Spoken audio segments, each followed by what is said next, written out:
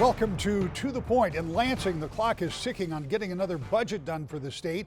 And with an abundance of cash and all parties wanting to get out of town to go campaign, could the process move along quicker than normal? The best guess is a qualified maybe. House Appropriator and State Representative Greg Van Workum talked about the process this week. Representative, let's talk a little bit about the budget process. It's always complex, particularly from the outside looking in, because it's such a big dollar figure. There are so many different divisions of that budget, but it ends up being essentially two big budget bills. Before we get too far into the process, talk to me about your particular specialties, because we were just talking off the air. You're chairman of general government. I said general government kind of represents everything that we immediately think about that government does. I mean, that's all of the things where government kind of meets the citizens. You were talking about Secretary of State and all the other departments that you fund. Tell me about what it is that you're responsible for as chairman of that committee.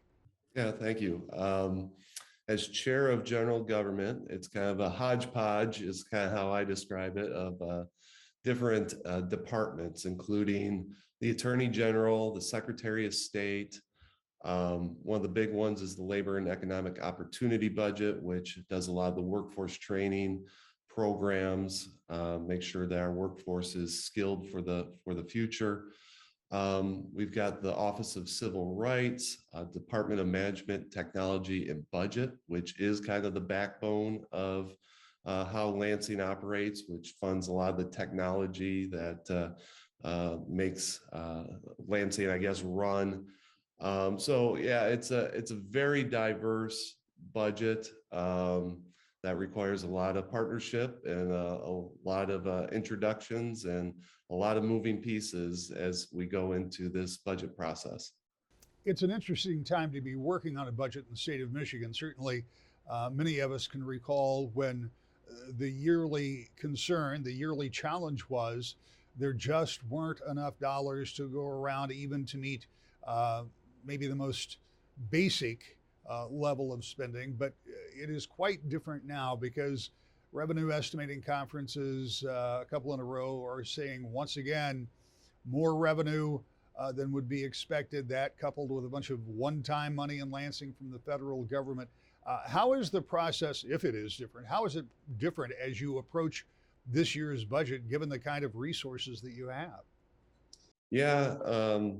Obviously, I was not there during what was reverse supplementals, where they actually had to draw money that was already allocated back into the state. But my dad, who served, certainly was. So I was familiar with that. And you talk to some folks that have been around town, some would suggest that that was maybe even easier of a process than what we're going through with the additional dollars. I don't know if I would go that far yet, but it is complex, particularly with the federal dollars. And I think it was a very interesting revenue conference that you mentioned, where they're kind of outlining all the things that are going wrong, right? We have out of control inflation.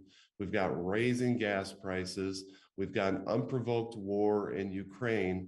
Oh, but here's an additional $5 billion that we expect the state to get. So you're just seeing this kind of scenario that's potentially playing out there, that as lawmakers and appropriators, we want to say, oh, okay, yeah, there are some things, there are some unknowns out there yet.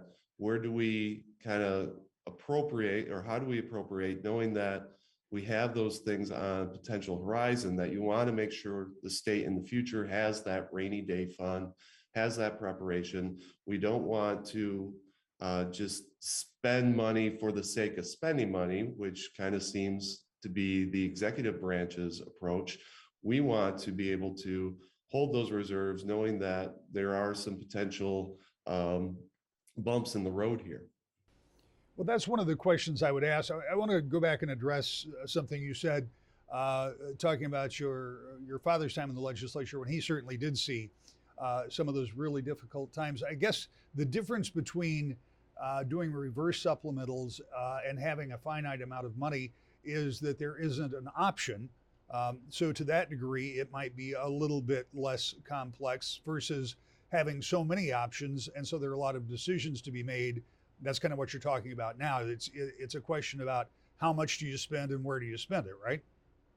Absolutely. A lot of folks have a lot of asks right now, and they'll kind of come in and say, well, it's only $2 million, and you got $5 billion extra here. I don't like that argument. That's still taxpayer dollars that's coming in. We still need to be judicious with those dollars, no matter what level it is. And you kind of upset people, but that's part of the job, is being able to know when to say no or when to ask for more information on it. As we were talking before, what we want to see is, we don't want to create these new spending programs, these new government programs that will have an unlimited lifetime once they're started. We see these dollars as very much one time. So how do we invest those dollars that have transformational change for the state, transformational change for communities? Or, as we all know, we're coming out of a pandemic and our kids are still behind academically. How do we get them back to where they need to be? We're investing in that generation, because those federal dollars, those are going to have to be paid for eventually. And it's going to be that next generation that has to pay that debt. So we want to make sure we're doing those programs that are geared towards them, and have success in the future for the state of Michigan. So there are two questions. One is, and I think we can almost certainly answer the one, is about the federal dollars. That's one time money, and I don't think it would be logical to expect that to continue to come down the pipeline, because most of that was pandemic related, and that part, I think we could probably agree, is not going to be replicated this year or next year. Um, but there is the other question that I have asked virtually everybody in state government that I've talked to.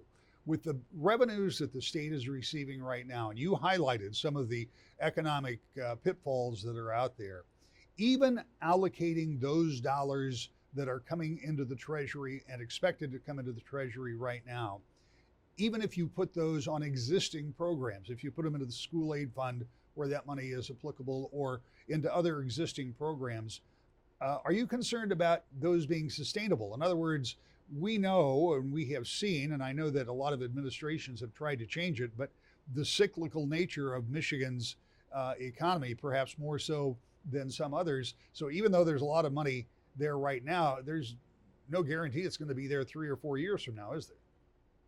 Absolutely. And what you're seeing right now, particularly with the governor's budget, is kind of commingling those, or getting some of those programs started with the federal dollars. But when you peel back the curtain a little bit more, it's like, well, how is this going to be sustainable in the future? You're going to require state general fund dollars to keep those programs moving. And very concerned about that, particularly from the House Republican side of, there's the old adage from President Reagan of how government programs are, they don't end. I always screw up the saying, but that's the major concern, is that those programs won't be stable, or will require those state general fund dollars in the future. So with those federal dollars, like I said before, is that we want to make sure those are those one-time transformational programs that help the next generation.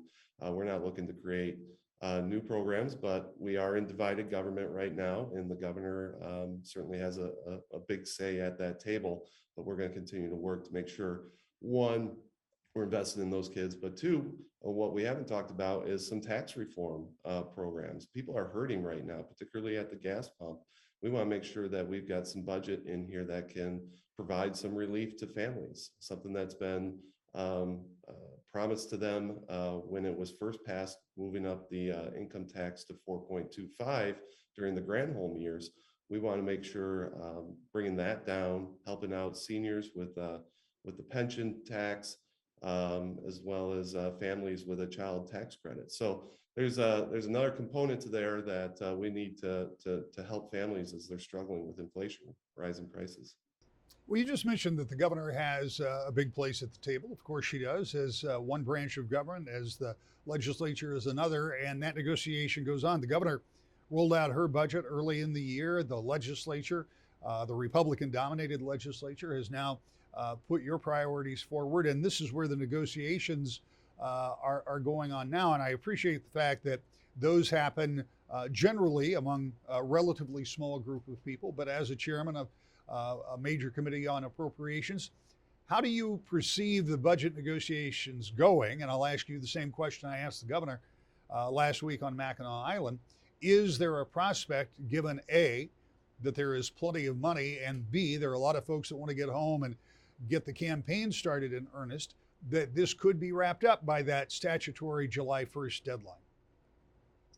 That's always the goal. That happened to be one of my first pieces of legislation, was putting that in place. And unfortunately, we've kind of blown by that before, but I think that needs to be the goal, particularly as schools and others' fiscal years begin during that time, and they need to make their preparations.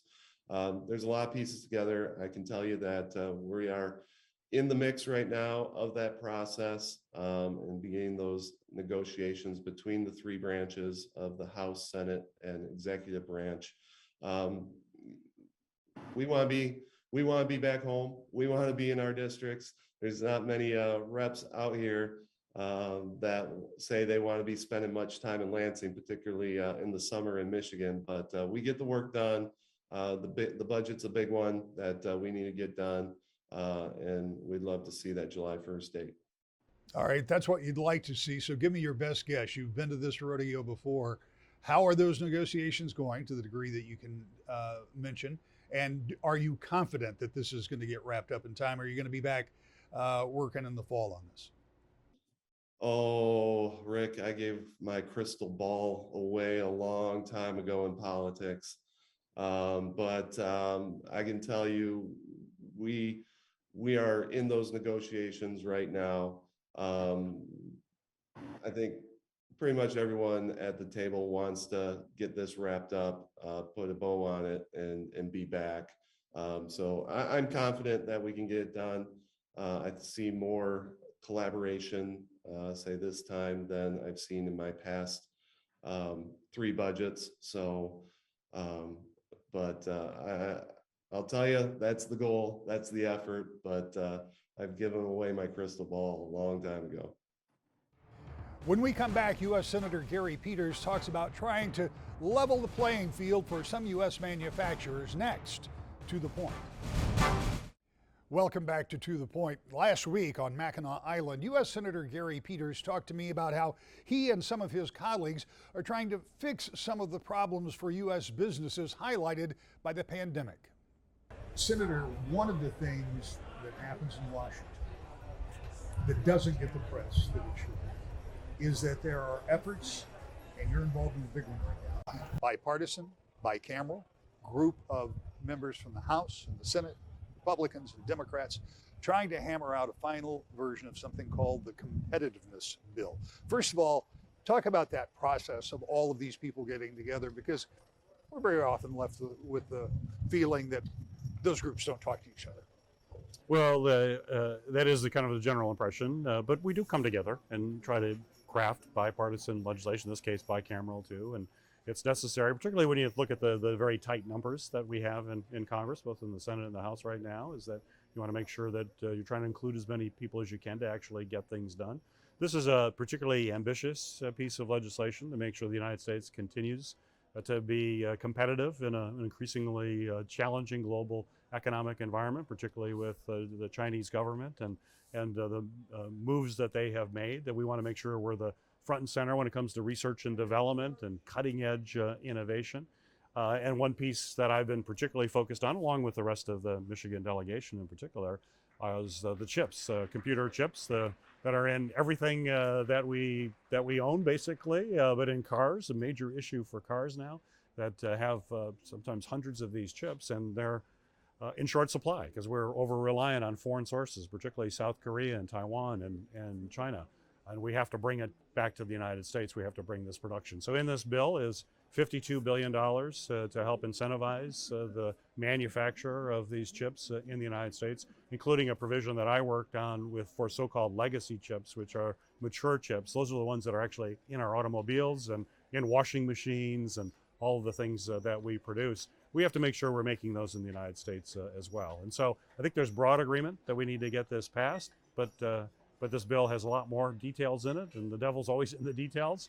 And now we have a conference committee that's trying to sort out the House version versus the Senate version. You talk about bringing that chip manufacturing back to the United States, and we've talked about this before. The upside is that once you get that production supply back onshore, then we don't run into the kind of problems that we're having right now. The other side of the equation is it's not going to happen immediately. What kind of a time frame have industries given you if you can get this competitiveness bill passed? Yeah, this is not a short-term fix for what we're seeing. And the short-term fix, part of that is to get more transparency. Where are these chips in the world? How can we actually get our hands on those? The problem, though, with the chip issue is it only gets bigger. You know, when you're looking at electric vehicles, they use a whole lot more chips than the standard vehicle. And then when you go to autonomous vehicles, self-driving vehicles, which represents the future of mobility, then it goes up exponentially, the amount of computer chips, the artificial intelligence systems necessary to operate those cars. So the chip problem gets increasingly worse at an exponential rate, which means if we're not making those investments now, we're going to have even a bigger problem 4 years from now, and 10 years from now, and 15 years from now. We have to get ahead of it. And that's why this legislation is just so important, because it's forward-leaning to make sure we have economic security. Not trying to get you to second guess your colleagues. Are you months out, weeks out? Any idea how long it'll take to get this done? I would hope certainly by midsummer is what I would hope. I want to ask you one more quick question. I've asked everybody here at the conference about this because we are in a very interesting place in our economy right now. On one hand, the state of Michigan has an abundance of revenues. The revenue estimating conferences in the last few times have been billions above what was estimated before. On the other hand, a lot of these businesses down there are paying more for everything that they put into their product or whatever it is that they do, from transportation to raw materials and everything else. Give me your assessment of where we are in the economy right now, because it feels like a somewhat unusual time. Well, it is. We're seeing the price increases. Of course, certainly this is a global phenomenon. I think I just read the other day the inflation rate in the UK is 12%, considerably higher than what we have here in the United States. So it's part of a world economy coming out of a pandemic and having supply chains disrupted. We also, of course, have a war in Ukraine that's having an impact on energy prices. There's a lot of things that are happening that's impacting everybody. But the economies tend to sort themselves out over time, and it will happen. It probably won't happen maybe as quickly as any of us would like. And I, as a former Navy guy, I always like to use an aircraft carrier example. The economy, especially the U.S. economy, is like an aircraft carrier. And we know those don't turn on a dime. It takes some time, but I think we're on the right course. We're doing what we have to do, working with supply chains, getting greater transparency in the marketplace, helping the shipping companies as well move more efficiently through our ports. There are a number of factors that are impacting this and things that we're addressing. So I'm confident we're going to get to a better place, and we're doing the right things. It just takes a little while for that aircraft carrier to change course. Up next, how secure is the electric grid? We'll talk to the CEO of Consumers Energy next. To the Point. Consumers Energy CEO Gary Groschow talked to me during the Detroit Chamber's Policy Conference about the changing and growing electrical needs in the state and why he's confident we'll have enough power when we need it. When I think about your job as head of consumers, there is so much going on out there right now. I mean, you're preparing to further expand the ability to charge electric vehicles. You're trying to work on economic development and grow the areas around you. What is the focus when it comes to EVs? Because we talked about this last fall, that the autos are ramping up. They're very ambitious to get big numbers by 2030. But in order to get there, you got to be able to keep them running. Yeah, and keep the energy there. You've got part of that. Well, we talk about it internally as transformation. A lot of people talk about we're doing this transition. We use the word transformation because, to your point, that's what we're in, a transformation in how energy is served to our customers. And This EV is really a revolution, and there might be an inflection point. What we hear from experts is 2025, 2026. When you purchase a vehicle, you're more likely to purchase an electric vehicle versus an internal combustion engine. It'll be that inflection point around there. So the grid has to be ready, right? We got to be able to supply that. Here's the good news, is that in a peak condition, so think the hottest day of the summer, when air conditions are rolling, that's what we designed the system for, right? So we have energy on the worst days when the most use. But most of the time, it's about half that. And at night, it's even less. And so we have an opportunity to charge a lot of these vehicles during the night hours. And so they're able to be available during the day for people to move. 90% of people charge at home at night. It's like having a gas station at home. So there's a convenience piece, and the grid is able to support a lot. So we're able to put a lot of electric vehicles on the electric grid before we even have to make large modifications. When it comes time to make those modifications, what does it look like? Obviously, coal is being phased out. Where is the energy going to come from? Yeah, much of it's through renewable energy and solar and wind. And the question that's usually asked as well, the sun doesn't shine at night and the wind doesn't always blow, and those are all true. So we think about those things, and we have natural gas as a backup, as a reliability piece to that. And so, yes, retiring coal and eliminating carbon, eliminating some of those pollutants, which is great for Michigan's air. But now backing up with cleaner burning coal or natural gas that really, again, ensures reliability of that electric grid. Assuming that you have the capacity, as you've just described, do you have the ability to deliver? There's a lot of that infrastructure out there that's been around for as long as you've been in the company and longer, I suspect. Sure. It was back in the late 90s, if I recall, we had a pretty big blackout on the east side of the state and beyond, multiple states. How reliable is the electric infrastructure delivery system? I'm confident in that grid. We spend a lot of time on that on a daily basis in our engineering teams and our operations teams. But we also need to make smart investments for the future. It is an aging system, and we know that we're seeing. The data shows that we're seeing more extreme weather, not just in the U.S. but in Michigan, and so it requires that we make a more resilient grid. And we're in the process of doing that. Some of it's through strategic undergrounding. Some of it's just larger diameter poles that can withstand different winds. That system was designed in the 40s, 50s when it was constructed to a 45, 50 mile an hour wind class or category. And so now we're moving that up to 70, 80 mile an hour wind categories as we make modifications. 5.5 billion investment over the next 5 years in our electric system to ensure supply and a grid, reliable grid here in Michigan. Finally, I want to talk to you about a story that I referenced before we sat down, that people had been predicting or suggesting that in the state of Michigan during this summer we could have rolling brown or blackouts because of some energy related issue. From your perspective, is that something that's on the horizon? It's not, and I'm confident that will not happen here in Michigan. A longer term, like I shared a moment ago, we have to prepare for the future and reliability. As we close coal, as we move to different resources, we need to think through all those pieces and parts. And that's really, the MISO, or the Mid-Continent Independent System Operator, put that report out. And it was a longer term plan on reliability. So nothing immediate. And frankly, what we have in Michigan is good energy policy. It's formed in 2016, but it looks out and we build plans for the next 20 years on what we have to do from a supply side and a distribution side to be able to ensure Michigan's residents have the power they need. That's all the time we have for a very full show this week. We're off next week, but we'll see you in 2 weeks. To the point.